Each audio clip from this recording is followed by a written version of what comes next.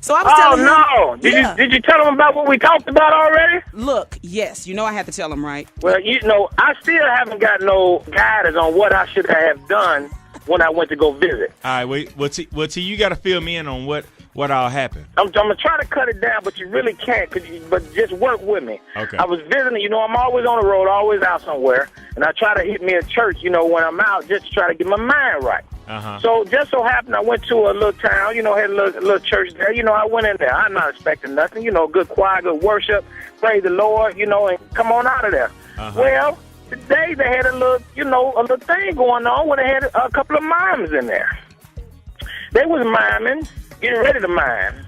And I don't know if you ever had trouble with the person playing the CD of the song you getting ready to do. Always. Okay, now keep in mind it's an older church. Uh-huh. And they don't really have DVD and CD players. Oh, okay. So he had a radio. So they took a little mic and bent it towards the radio. Yeah. And he was going to hit, the song's on number 2. Uh-huh. So and they put get the mic up downstairs to get set up.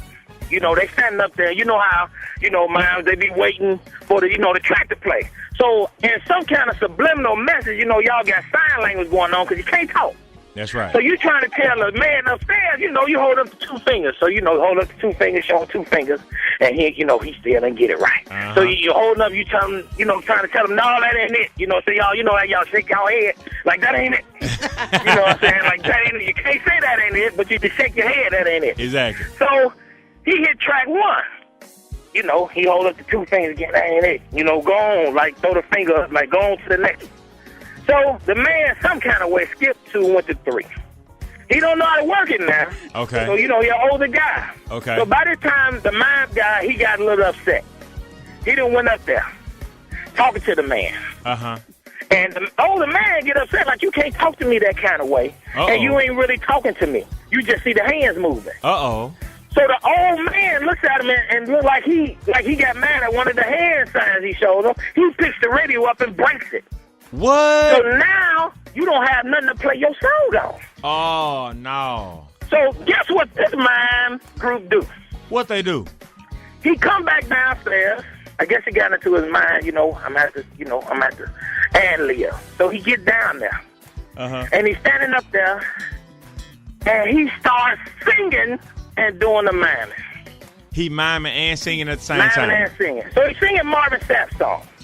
Never would have made it without you. And miming, right? So, I'm like, my God.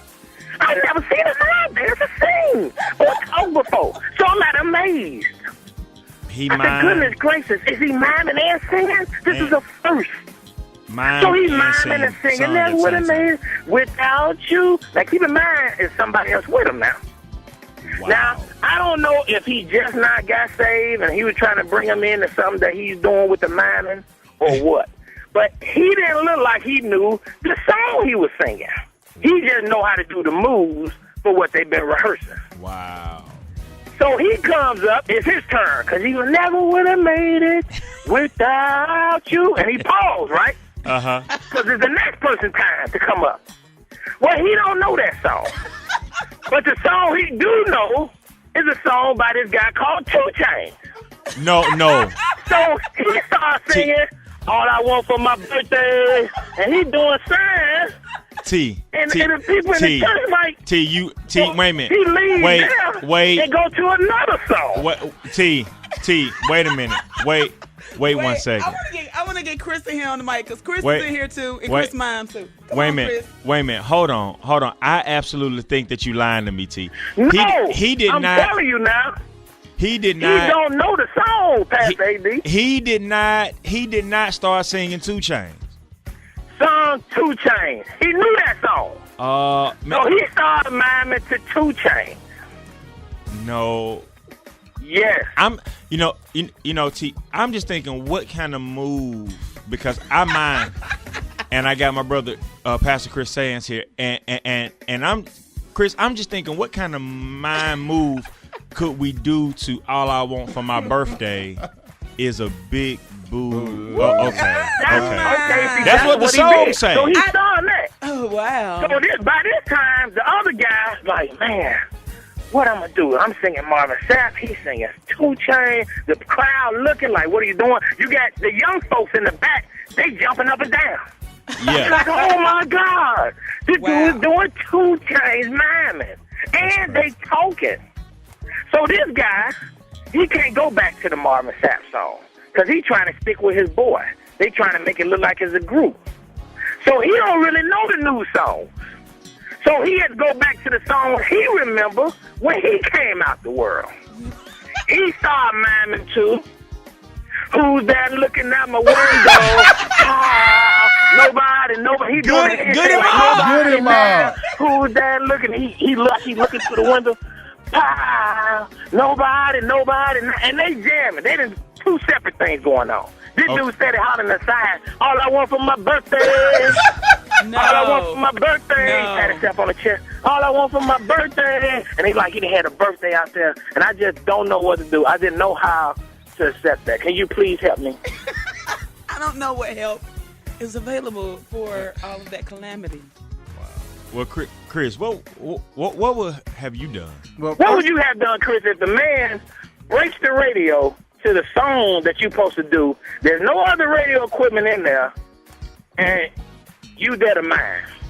First of all, I don't believe we would have ever got to that point where it's that bad in the first place. Hopefully, we would have met some type of mutual agreement beforehand. That's why sound check is so important. Yes, Lord. Yes, God. Sound check is so important. You have to check. go in advance, and then you have to do your research about where it is that you're ministering to. And a lot of people who are new in the ministry may or may not know that or whatever. So, I mean, that's the first initial thing that you have to do. And also to go to that extreme where the radio is broken, that's extreme, Doc.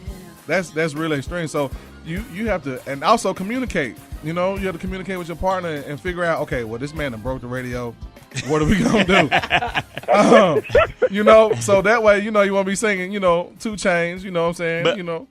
But also, too, I think that it has to be a point of importance. Yes. that when I'm up there and I'm ministering, that I have to know the song that we're ministering to back, forward, front to back. Yeah. Right. It makes no sense for you to get up there and then you break out in 2 Chainz because you don't know no other song. If anything, you should know the song that you're ministering to if you don't know no other gospel song. Right. Like, because, Chris and I, we've been miming, Glory to God for 13 years. Wow. But in 13 years, every song we get up to do, we know every ooh, we know every ah, we know every we know every breath because you research and you study that song. Right. You have to know every in and out of that song.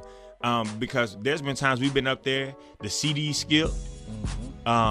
Somebody has bumped the board that that CD's in, and you gotta know how to keep going. And we've had that same thing where somebody had to put we've had where we had somebody have the radio, put the mic up to it. Yep. They're holding the mic and then got to shouting. Drop the mic. Couldn't nobody hear what the song was saying. And you still got a mind because you got to know what that song is saying. You got to know where it left off, where it picked up, everything. So you got to know this stuff, man. You got to this. Like, and people treat my ministry as a hobby. No, it's a ministry. It's the same importance as you preaching. Right. You're preaching emotion. Right. I can't get up in the choir and say this Chandra area right here. I can't get up in the choir and I ain't been to practice in 2 weeks saying, I know y'all learned a new song, but I probably know it. I done heard it on the radio. I know the radio version. Right. And you up there, you don't know your choir version. Right. So it won't work. You supposed to be in tenor and you in soprano because that's what you sing in your car. Right. Right. So as a church, what should they do? If they, should they research the people they bring in there first, or can it be just man, you should let my kids mind? They knew, That's what. That's the problem right there. Exactly. With the parents. The parents are trying to force the kids to do something that they don't want to do. I know everybody say you either supposed to usher, be, singing or whatever, but if mime is not their ministry, don't let them do it. That's the first thing. Let them find what they're passionate about first and foremost.